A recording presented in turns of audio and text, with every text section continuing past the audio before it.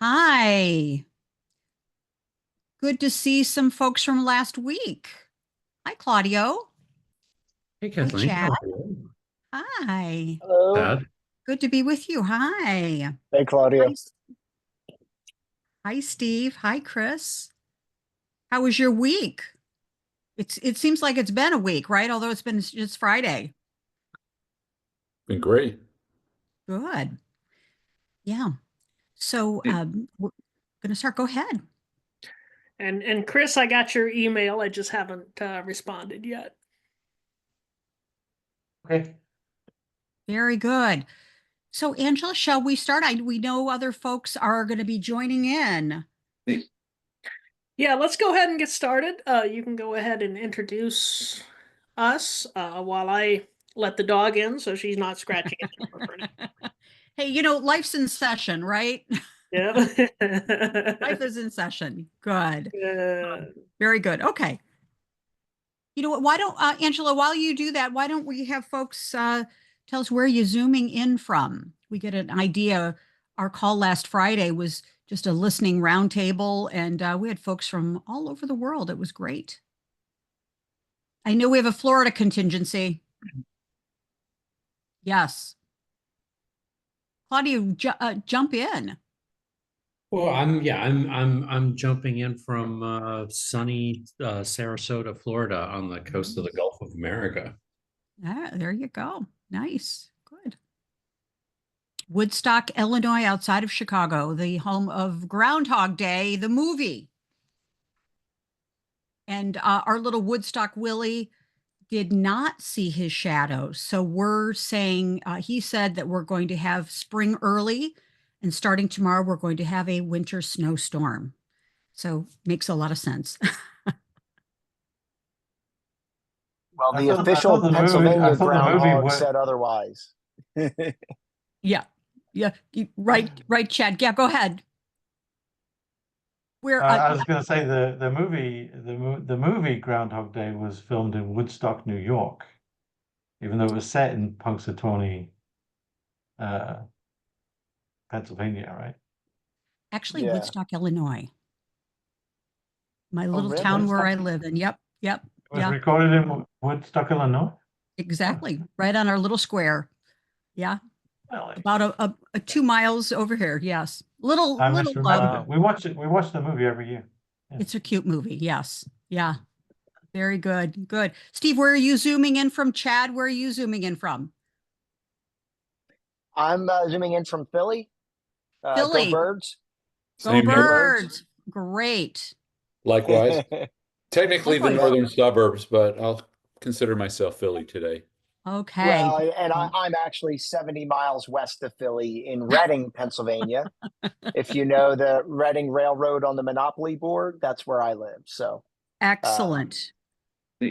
well, go Eagles. Uh-huh. yes, The Eagles, yes, for the moment, are America's team. I'll say, I'll say. Or at Good. least those of us that wanted to see the Chiefs go down. Absolutely. Absolutely. Well, For Andrew, the thank you. Patriots. That's it. Good. Thank you for we're warming up our conversation. So let's jump in. Let me go ahead and I'm delighted to be your wing woman today, Angela, and also for Daniel. So let me just go ahead and get our conversation started. And just such another important conversation about accessibility, right? And just really important. And Angela, I'm also curious, while I get our slide up here, tell us, what's the motivation, kind of to set the stage, and I'll do an introduction of you and Daniel. What's the motivation and inspiration behind having this conversation today? Set the stage for us. There's a lot of reports. We just obviously had a really seismic shift in policy at the federal level. And when that happens, there's a lot of reports that go out across the media, across social media, you know, over the fence between neighbors. There's a lot of different reports, and occasionally you'll come across one that's actually true. And you know, there's a lot of buzz within the accessibility community, and I just wanted to get everybody together and say, you know, okay, what actually is changing with regard to accessibility, with regard to the hiring of people with disabilities? And why is it changing? And most importantly of all, what can we do about it? You know, I don't want to debate the merits of political figures. There's divergent opinions about that. And honestly, we don't have time and we've got energy that's best invested in other things. But I do want to discuss what's going on, what we're doing, and how can we come together as a community to more there's some feedback here. That's weird. Oh, go ahead. We just muted the line. Okay. To more effectively advocate for accessibility. So Kathleen, you wanted to Yes, Angela, thank you. So with that, we just wanted to kind of set the stage and introduce our two speakers today, Angela Fowler, founder of a global movement that she's calling Make Business Accessible. And as a consultant, as a coach, and as an accessibility thought leader, you know, we're all moving into our thought leadership. The world is calling for us to do this. And also, Angela today is sharing our Zoom call with Daniel Hodges, an attorney, has an deep expertise in accessibility, issues around accessibility, and he's also the founder of Pieces of Me Foundation. And so with that, Angela, just would like to turn the podium over to you because we've got just like 5 topics, key topics that we wanted to talk about. So we talked about what is changing. So back over to you, Angela.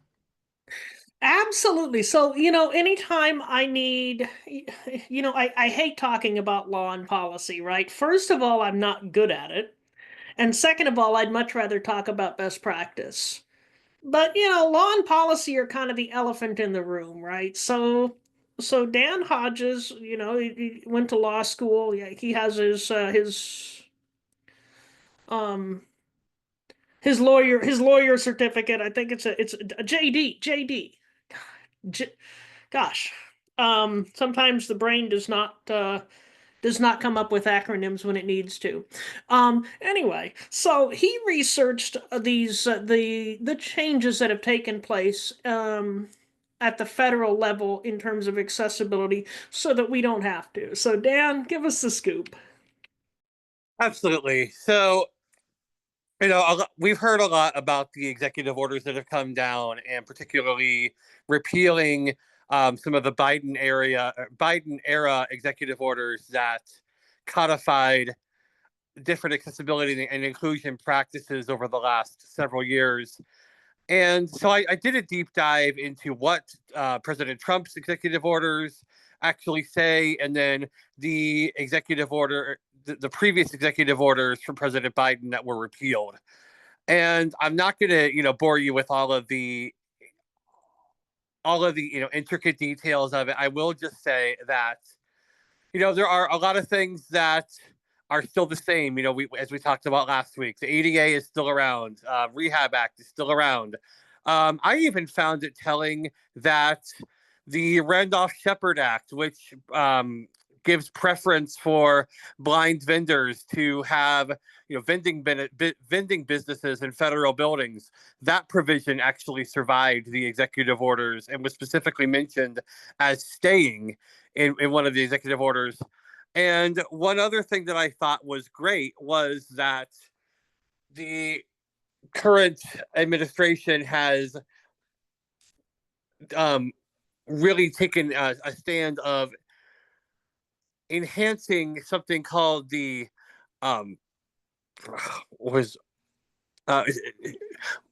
enhancing a bill that allows for the federal, really requires the federal government to look deeper into skills-based assessments for federal jobs, which I think, provided that they are accessible, is actually a means of getting around some of the bias that we often face. Because a lot of times, as we all know, employers can assume competence or incompetence rather than allowing us to demonstrate that we actually know how to perform a job.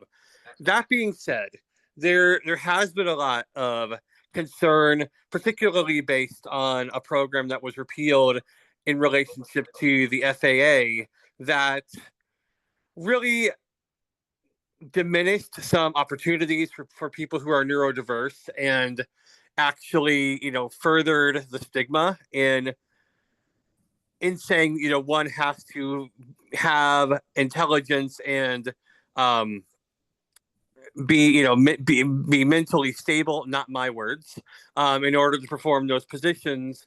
And I want to share my thought process as a nonprofit leader and an advocate, why I chose not to respond the way that a lot of other nonprofits did when that executive order and then the press conference highlighting that after the plane crash came out. And the reason is because if we look at it at a deeper perspective,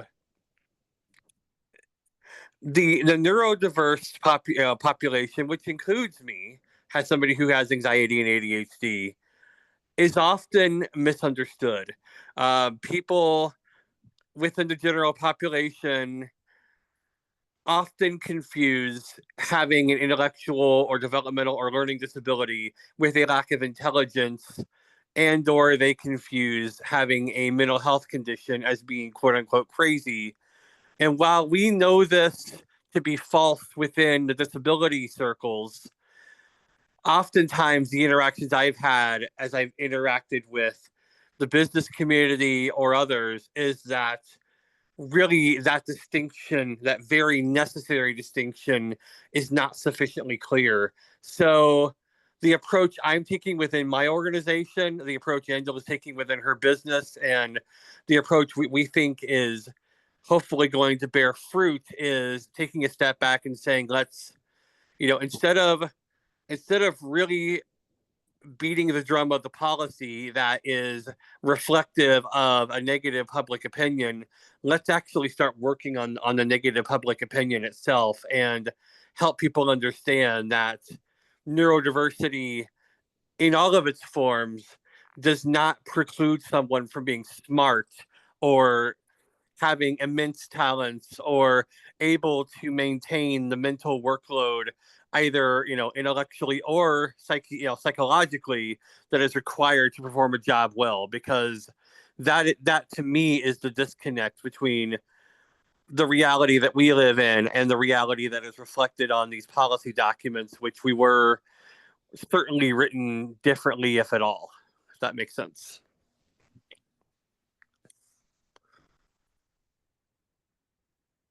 And so, Dan, I'm going to just jump in and also ask, what else did you notice that's changing? Any other highlights that you've seen in what has changed in the past month or so? Mm-hmm. There was an executive order, it's 14,035, that was repealed, that really dealt with an assortment of DEIA practices at the federal level, including a number of different minority groups. And I read through the overarching themes as well as the ones that particularly pertain to people with disabilities. And the reality of the matter is that, yes, some of the practices that were repealed really codified the government's need to purchase accessible software to make sure physical spaces are accessible, to deal with implicit bias, to create a pipeline between organizations like Folk Rehab and Centers for Independent Living and disability rights organizations, to make sure there's a pipeline from them to the federal workforce.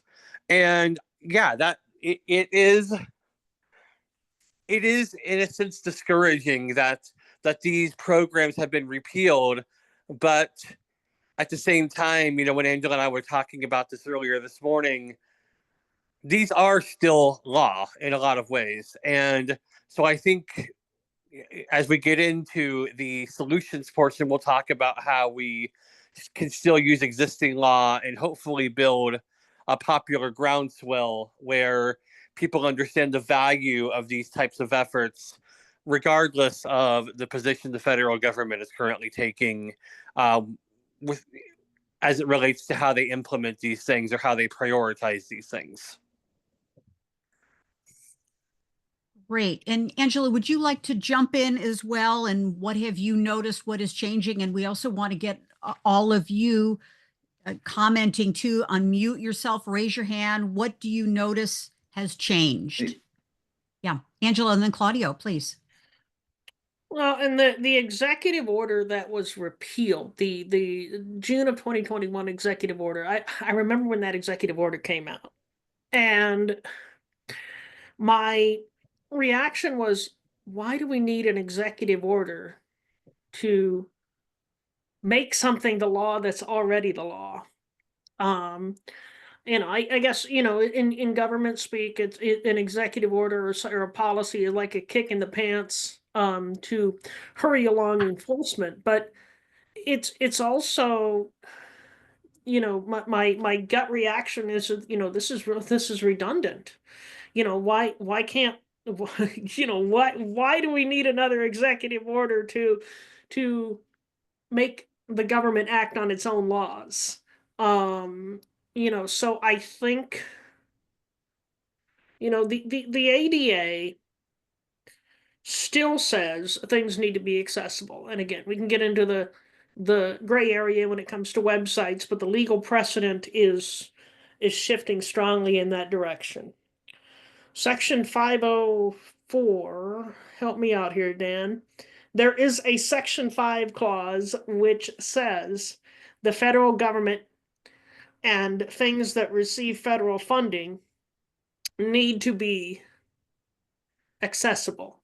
When you hire a person with disabilities, you need to make the workplace accessible for them. So why not just make the workplace accessible to begin with, and then we won't have to worry about it. So, like I said last week, it's scary times when things change, but there's a lot more that remains the same.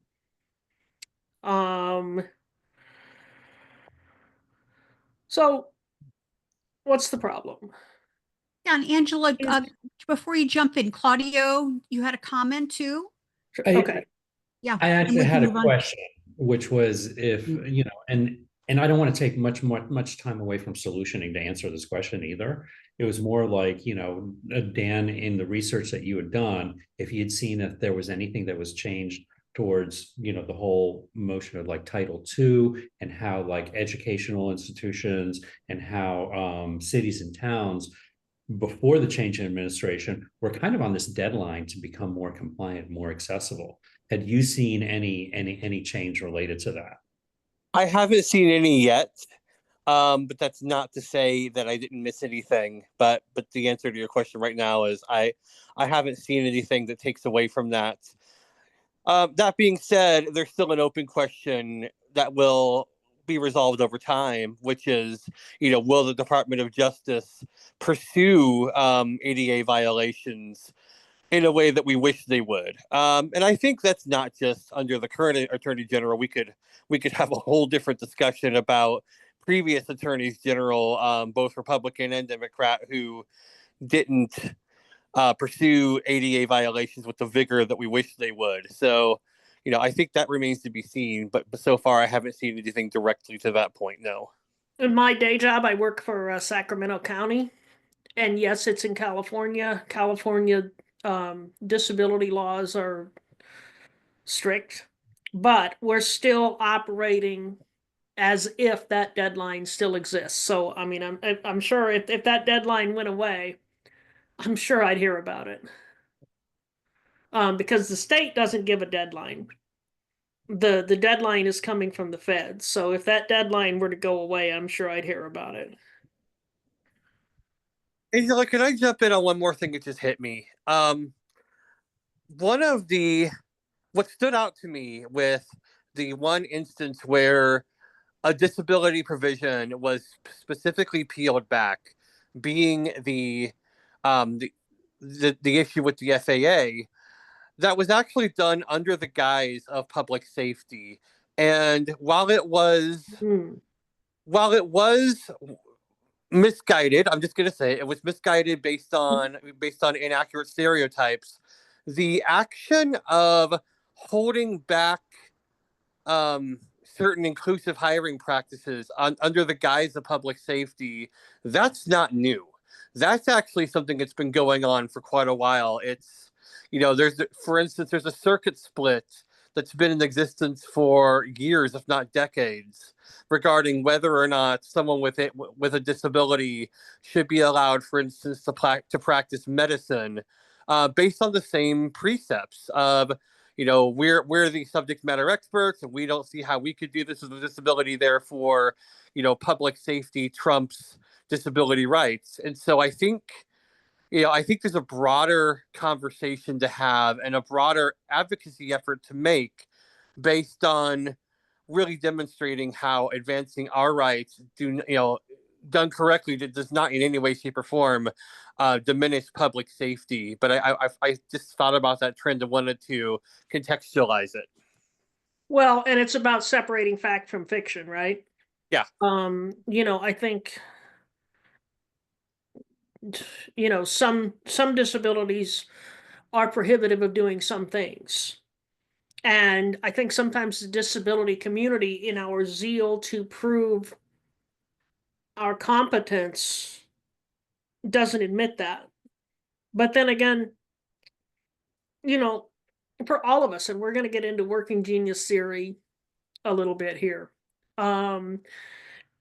Everybody has things that we're either really bad at or we just can't do. So, when we look at qualifications, when we look at essential job functions, honestly, we need to get to a point where we take disability out of the equation and look at each individual and say, can you perform the essential job function? Now, I use this analogy. When I applied to be a truck driver, I didn't. But I can't meet the essential job function because part of the essential job function involves not running over people. And in order to not run over people, you have to be able to see whether or not they're in front of you. So, we need to look at everybody realistically. We need to, again, skills-based hiring. We're talking about skills-based hiring. What skills do you have? And do those skills match the job?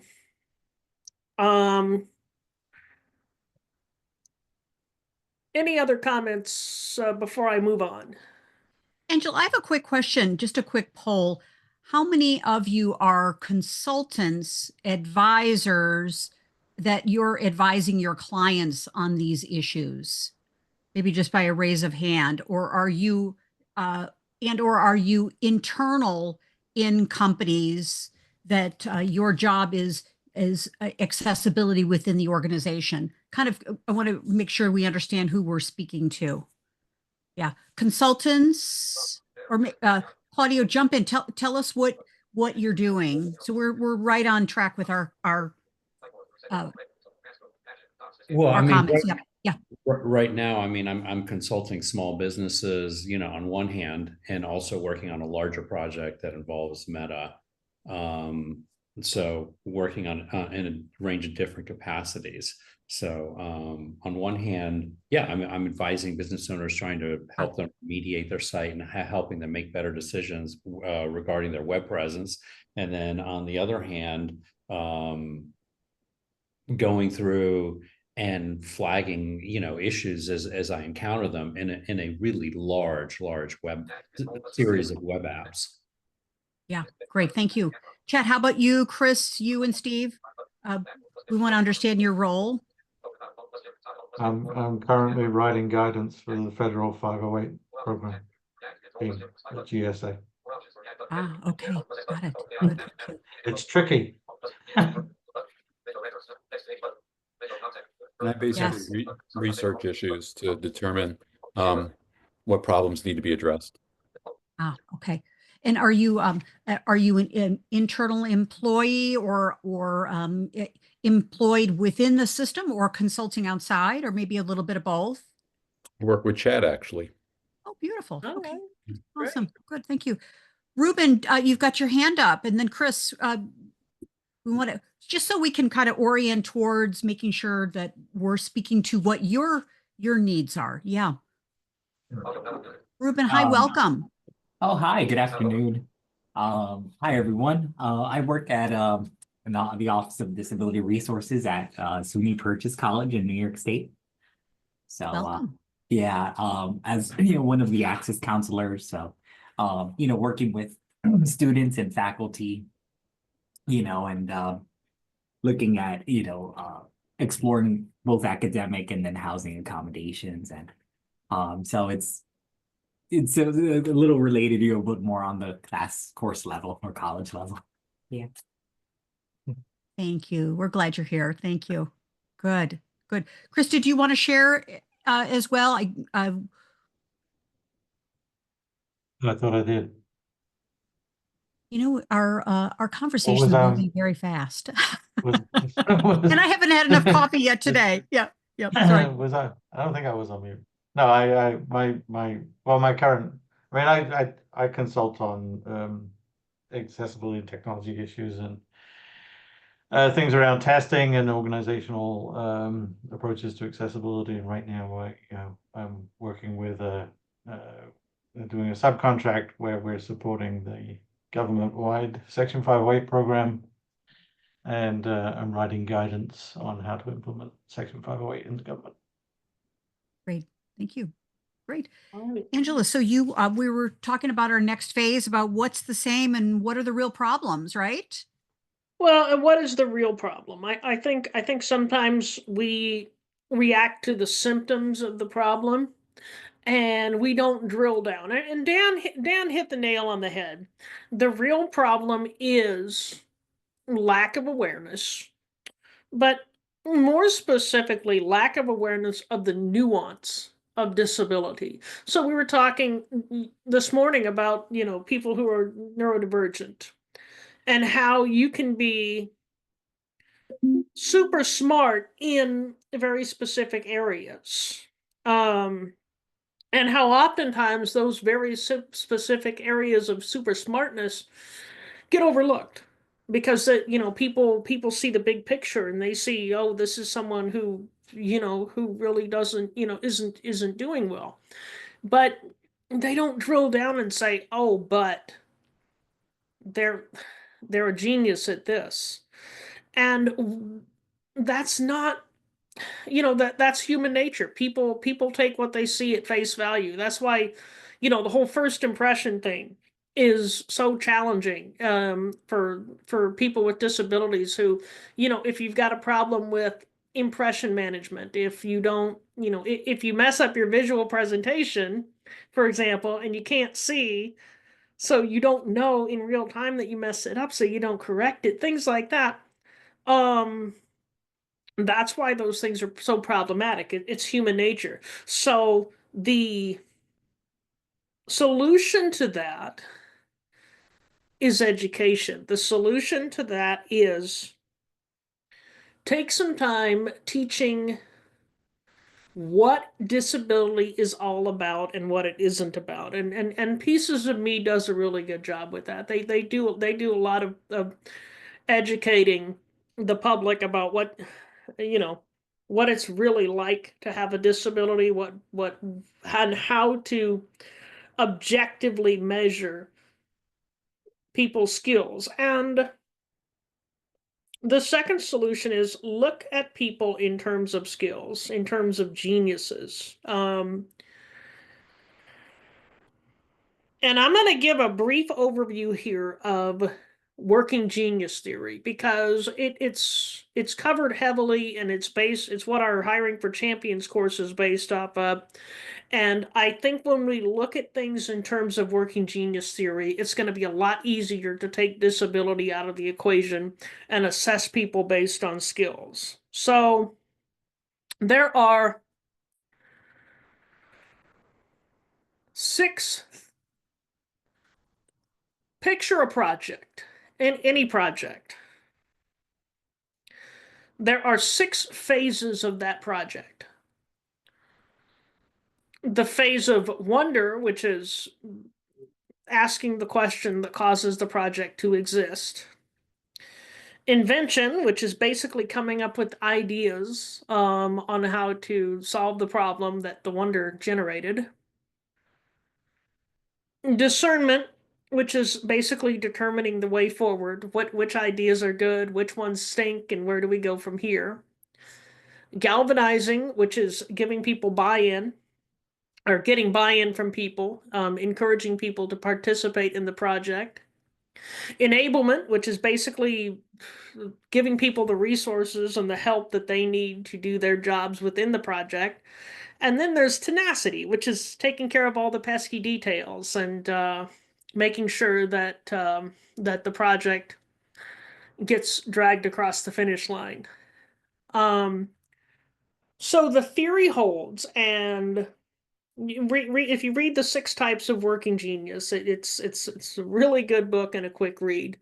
The theory holds that 2 of these geniuses we're really good at. We're in the zone when we're working within these geniuses. 2 of them frustrate us. Oh, God, I hate it when I have to do this. And 2 of them we're okay at.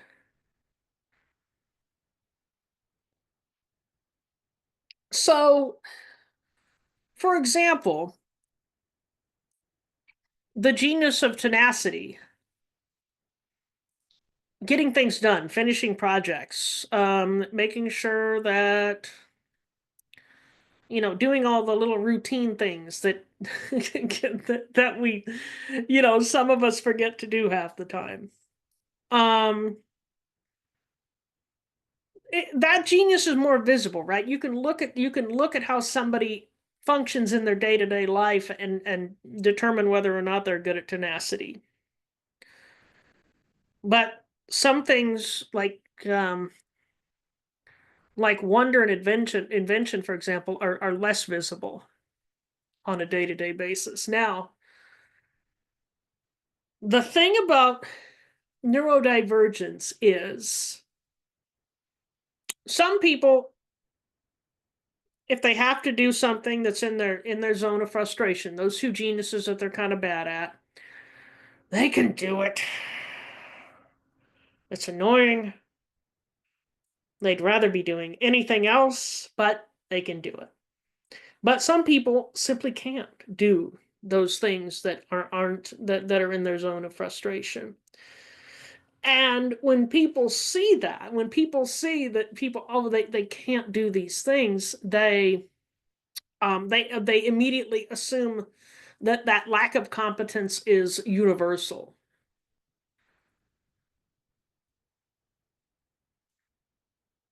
And I think that's at the root of this FAA related executive order, and there's political pressure too, what with the plane crash and everything. But that is the really flaw of common sense, because common sense has to have all the information in order to work properly, right? Common sense has to be well informed, otherwise it breaks down. So there's a breakdown in common sense when we look at the Federal Aviation Association. Dan, do you want to add something to that? Yeah, just following up on the conversation we had offline this morning, we talked about how people, like you said, people extrapolate, and, really and truly, if somebody is a genius at, let's say, monitoring plane placement and schedules and coordinates, and they happen to go, clock out and go back to a group home, who cares? Because what matters is their ability to perform the task. And where I think so much of the public dialogue has been lost is people aren't even aware that this kind of situation not only can happen, but is actually more common than people realize. Because again, we think that, well, if you're really that smart, you'll figure out how to live independently. You'll figure out how to pass these tests, and it's really a false premise. And so that's why I think it's really prudent of us to really stop and ask, okay, what premise are some of these faulty and harmful discussions, where are they based, and how do we get to the root cause of this stigma in a way that draws out answers rather than puts people back into their caves? Yep. And we do that by educating, and we do that by normalizing disability. Talking about disability as though it's just the normal fact of existence that it is. To that point, Angela, too, I will say, for instance, with the working genius theory, this is something that was written, to our knowledge, without even having disability at the forefront of their mind. Yep. As were some of the other practices we feature in the Hiring for Champions, design thinking and job crafting. Each of these things are the basis for creating real accessibility and inclusion. And they also happen to be just really solid business practices. And I think when we shift the focus that way, I think we create a much more intuitive thought process for people. Yep. And I put, thank you, Dan. Thank you, Angela. I put in the chat, also to kind of bring it back to also, the big picture, what are the real problems and what are hence the opportunities, where I know you wanted to go next, Angela and Dan, is what do you see right in this moment what are you grappling with, folks, around the work you're doing? What is causing you to stop, that you like, I don't know what the answers are, the solutions are. I don't quite know where to go. And where also, how is this impacting you day to day?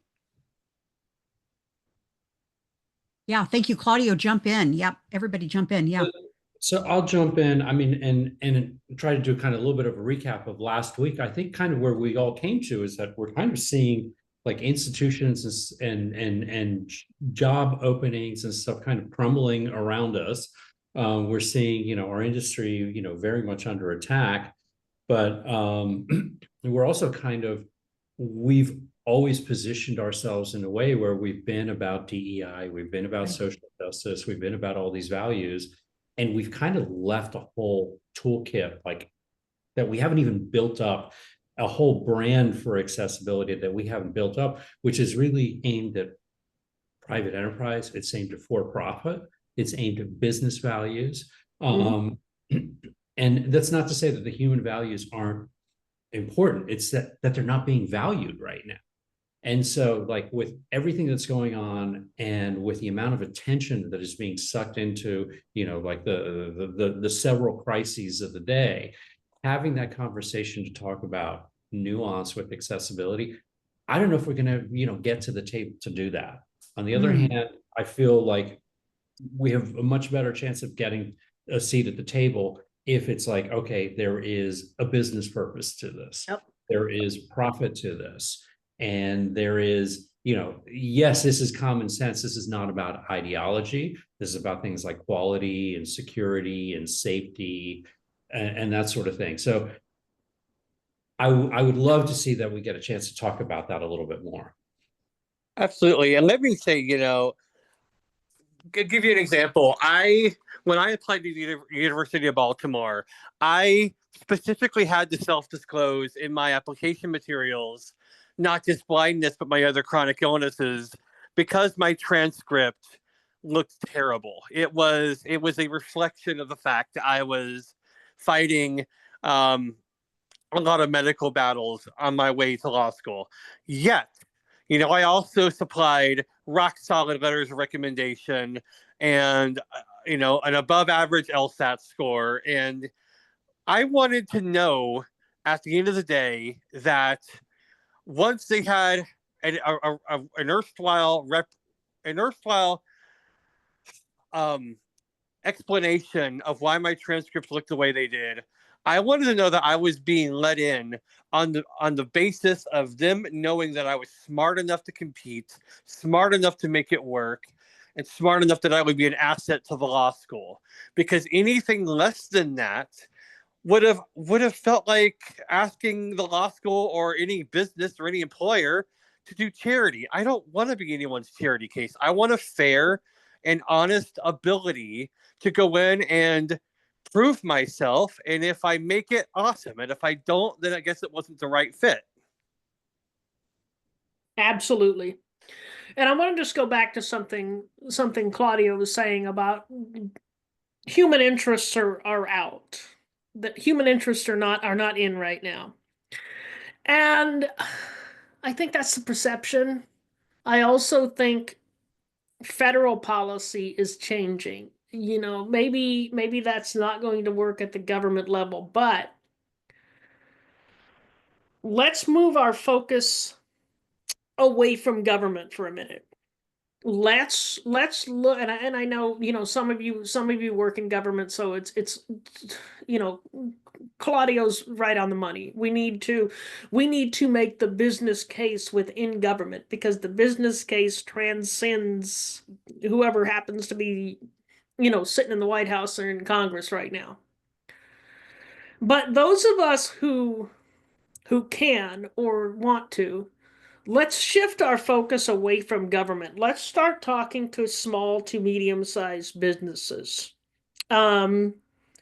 Situations where you can have a beer, metaphorically speaking, with the decision makers and really sit down and have those in-depth conversations about working genius theory and about the nuance of disability. Because from where we sit, trying to have these conversations at the federal level is more like turning the Titanic. We can do it, but it's takes longer. We'd have to, you know, find allies within the administration, and we can. That's doable. But right now, there's so much antipathy between the disability rights community and the current administration, which is not helping anybody.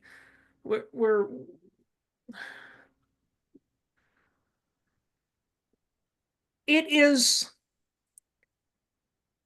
more strategically, I think, advantageous to start the conversation at the small to medium-sized business level, where we're more likely to be heard.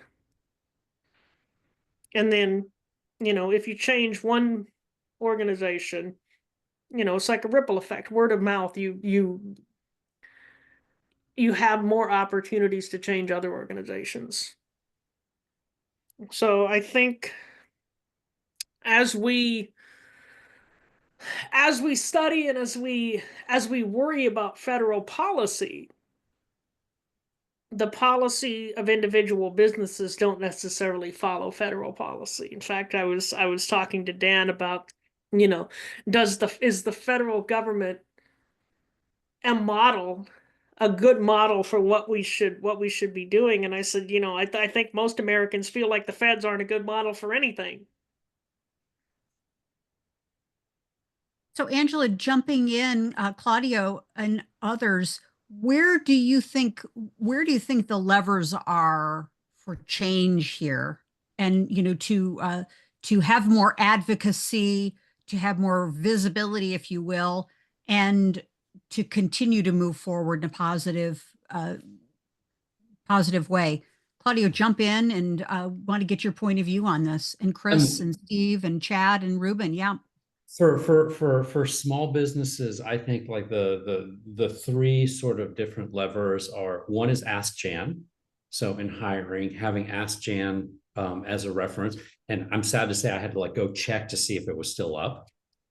So we may need to like really advocate to make sure or find a way of replicating the information that's on AskJan if it does get shuttered at some For point. those of us who are acronymically challenged, what is this thing that you referenced? It's the Job Accommodation Network. So it's a Okay. site website Gotcha. that the government has that says these are the guidelines for how you should be hiring as a small business owner. Mhm. The other one is there used to be, or hopefully there still is, a tax break that if you're a small business and you spend X amount on accessibility, you can get up to a certain amount back if your business is under $1 million.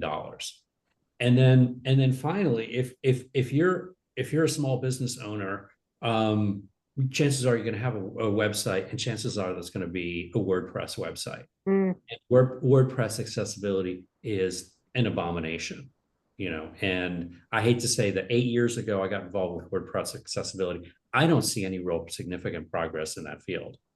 So, I mean, that may be an area that, of concern, and a place that we can focus that's completely independent of what's going on in DC. Thank you. Thank you. Chris, jump in. So I was going to respond a little bit to what you were saying, Angela, about the perception that the government is not doing well. I think that this is the problem. This is emblematic of a wider problem, which is that anyone can just jump up and down and say, this is bad, that's bad. I'm going to point fingers, this is bad and this is bad. And it seems to be the Republican Party policy right now, is to say this is bad and that is bad, and we're here to save it. But really, there isn't anybody that's doing comparisons. And I think that in many ways, what the government has done has been,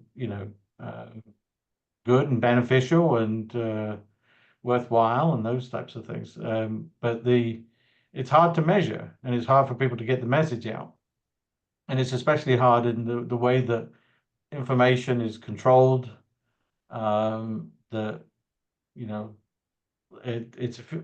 There's efficiencies out there if you want to spread lies and conspiracy theories, etc. Mhm. So we don't all share an objective sense of truth, right? We don't, when somebody comes in and says, well, this agency is corrupt, what do we know, right? USAID, that was what the excuse they said, is a criminal enterprise. Based off what evidence, right? So this is the landscape we're living in, right? And we're trying to say, well, if we just get our messaging right, that we can be on the winning side. I don't think so. I think there's beyond the accessibility field, there's too much going on that we don't have control over. Until it passes, until it settles down, we'll be in the same position everybody else is in. Let me respond to that. Sure. I was told when I was an idealistic child, you can't change the world, Angela. But I realized that when they said that, they meant on a micro level. They meant you can't sign an executive order to make federal policy change. And even then, that just applies to one area of the world.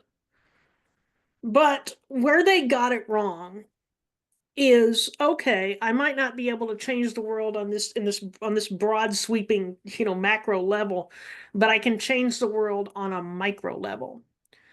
I can influence small businesses, I can influence individuals to incorporate accessibility.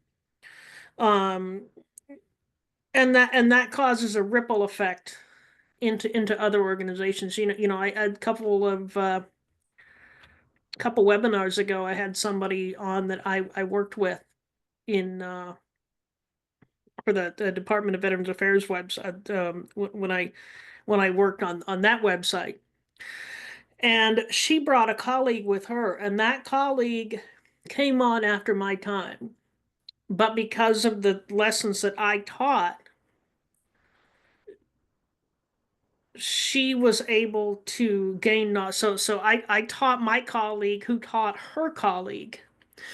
And that only widens. So, you have to look at you have to celebrate the small victories. You have to appreciate the effects of changing one mind and changing one heart. Because if you take a big picture view of this and say, oh, there's so many inaccessible companies, I'll never be able to change this, then you're setting yourself up for discouragement and hopelessness. I'm gonna tack on to that too. I'm currently reading a book. I started it last night and about halfway through now, called Age of Grievance. And one of the points that the author brings up is the algorithms that social media companies are using. And to Chris's point, it is verifiable that social media platforms are prioritizing hyperbole over evidence, and they're prioritizing divisiveness over unifying messages. And Yep. that is a real impediment. It made me stop and think, how am I going to prioritize my outreach for my nonprofit?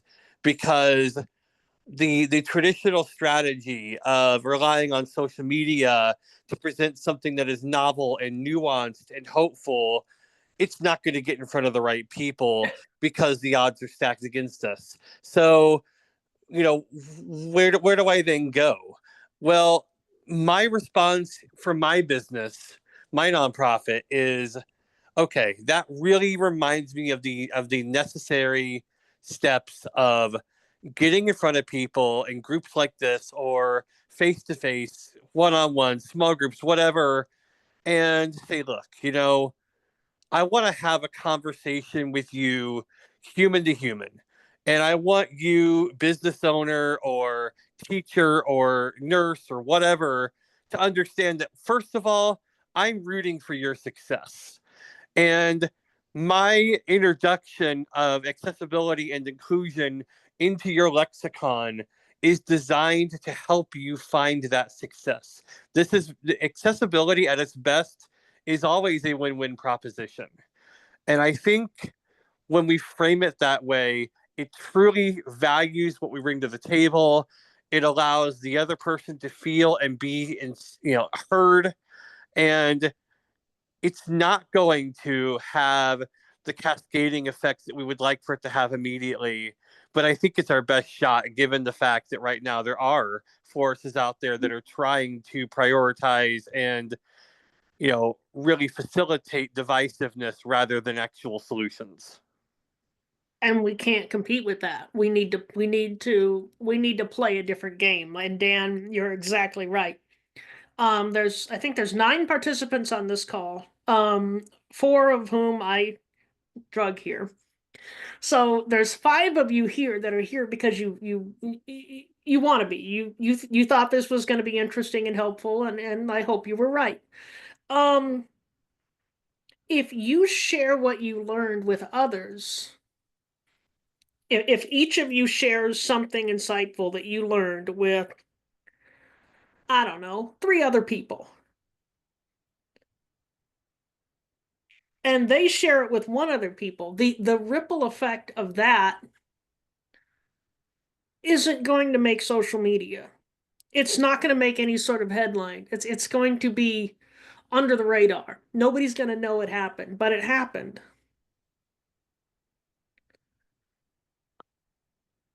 Webinars like this, podcasts, interviews, my YouTube videos that I make, which, again, that's social media, but it's more long form.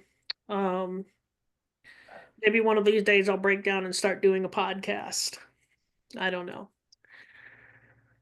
That's how we're going to get our message across. It's slower, it's less exciting, but it's more effective. Angela, Chris has got his hand raised. Jump in, Chris. Yeah, I kind of disagree with you, Angela. Sorry. I think You can do that. I think I think we've been chipping away at the mountain with a rock hammer, you know, for the longest time. But have we been doing it right? No. I mean, you know, what caused the ADA, right? I mean, when you look back on the history books, you know, people will talk about the you know, the step climb and things like that outside the Capitol. But really, it was just enough people got annoyed, right? The population gets annoyed, tells people they're annoyed, and then the lawmakers say, "Oh, okay, everyone's annoyed. We need to change things," and then you enshrine it in law, right? The things that are happening with these executive orders are, you know, people are asking, well, is this legal? Is this not legal, etc. And they're really sort of stopgaps between law and enforcement of law, right?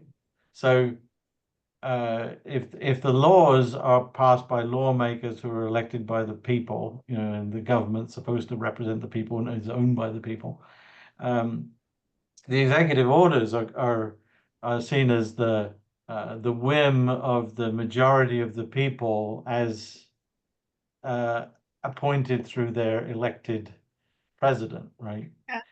And their teams of people. So but- they're making these things as sort of stopgap laws in place of real laws, but they've still got the will of the majority, which is why they occupy that office. But in terms of us and the accessibility field and making some sort of significant change where people generally in business just say, oh, actually, yeah, sure. Actually, this is something that we do need to take care of, right? And this is something we need to do. I don't think we're doing anything other than chipping away at a rock face right now. And we need something fundamentally very different. That's my point of view. Okay. You know, as I hear you talk, I think, you know, you bring up some, as always, you bring up some valid points. I'm reminded of a book called Tipping Point by Malcolm Gladwell that talks about this kind of social phenomenon in a variety of different contexts. And, you know, I think, you know, the question becomes, where do we find it? How do we get to that tipping point where the public, like you said, shifts from being in a scarcity mindset about accessibility and goes into being in an abundance mindset? And, you know, the problem with looking for a tipping point, however we get there, is that it's not always clear that we're approaching that tipping point until things have actually changed. So, you know, I guess one way or the other, you know, there's room for all kinds of different opinions on how we get there. And I think there's room for different approaches on how to get there. But hopefully, you know, the hope and the belief that we can get there will stay steadfast, because we have to, at this point, pull together, even, you know, even when we disagree on policies, when we disagree on approaches, that makes our movement stronger, so long as we keep reminding ourselves and each other that we're all on the same team. Yeah. I mean, we're trying, you know, I'm trying, and my colleagues are trying through standards. You know, that's one of the ways we're trying to create a tipping point. But you know, I think part of the reason that we're developing standards is because there isn't a crowd of angry blind people standing outside of Congress saying, "Where's my talking washing machine?" Right? It just isn't. Yeah. People got other things to do, and people don't necessarily think that will be the answer, right? But in terms of what we're doing this because we think that putting review scores out there will let the consumers know whether things are accessible or not. but there's absolutely nobody out there who's currently working on a law to make consumer technology products talk so that blind people can use them, right? Actually, have you, Yeah. I'm gonna have to look it up because one of the NFB, National Federation of the Blind's legislative priorities is, of course, I can't remember the name of the proposed legislation, but it would require that that websites, appliances, this and this be accessible. Yeah. You know, there's also one specific to medical devices. And that law actually involves creating standards like you're doing. So I'm really Yeah. I'm really shocked that the disability community has been so blasé about what you're doing, because it Yeah. really falls in line with the legislative efforts that we're trying to make. And the process of making laws and then making standards and guidelines by the Access Board to follow those laws is Well, yeah, and that's, you know, measured in decades, right? You know, and it's barely starting. I mean, you've got some laws relating to, you know, video accessibility through the CVAA. You've got certain things through the ADA, but even through the ADA, think of how long it's taken for the Department of Justice to make rulings and decisions on website accessibility. It's crazy. And Yeah. please correct me if I'm wrong, but on the talking appliance front, I believe reading that Samsung is actually trying to lead the way on that, and making some legitimate strides toward that end. So I also wonder if, you know, if maybe we could all, as a movement, do a better job of highlighting best practices, and then, like you said, use those best practices to guide the standards, so that, you know, we no longer have a failure of imagination, but we have clear examples of what we're striving for. well, and highlighting, like you said, highlighting the people that are getting it right. You know, it is so easy to look at the world and see, you know, oh, all these things are inaccessible, but you know that there are companies that are trying to go above and beyond. There are companies, you know, one of the airlines, I think it was Delta, right, Dan? Delta's leaning into it. United is leaning into it. Now, it is very rare that I have something good to say about an airline. But you know what? These guys are doing good things. And Angela, we are right now at 4 after the hour, and it's been another great conversation, right? You're right. We need to extend these webinars out to an hour and a half. Yeah, Whoever made that suggestion last week, you are absolutely right, because we can always end early. Right. So shall we wrap with some parting words? And sounds a lot like to be continued. A lot of great points. Well, I'll go ahead and go first. Angela, you'll have your Calendly link available for everyone. And I hear a lot of possible collaborators here, both for Real Life Access and for Pieces of Me Foundation. So if you haven't connected with me on LinkedIn yet, I would love to. And I will just say, you don't have to agree with me on everything for us to work together.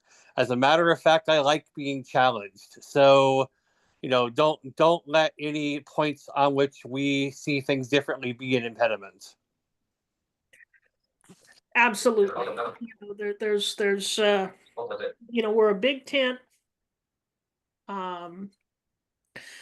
You know, and book some time with me. You know, book some time with me. Let's discuss everything. I know Chris and I had a good chat yesterday. So you know, book some time with me. Let's discuss how we can work together, how Real Life Access can work with you to make business accessible, and government too. You know, we got to include those guys too. So Angela, I put in the chat your Calendly booking, and then Daniel, I put your LinkedIn profile, and to be continued. I think we want to absorb and really review the call. So thank you to each of you. for showing up. Hey, isn't that part of it in life be and in continued. advocacy? Just showing up, right? We're gonna have another webinar in 2 or 3 weeks. I don't know exactly what the topic is gonna be, but we do need to do this consistently. So Yeah, and we'll review today's and the last topic, but thank you. Angela, anything else before we complete? let's make business accessible. Okay, hey, keep the passion and the advocacy going. There you go. Bye, friends. Bye-bye. Thank you. Thank you. Later, Bye-bye. everybody. Cheers. All right.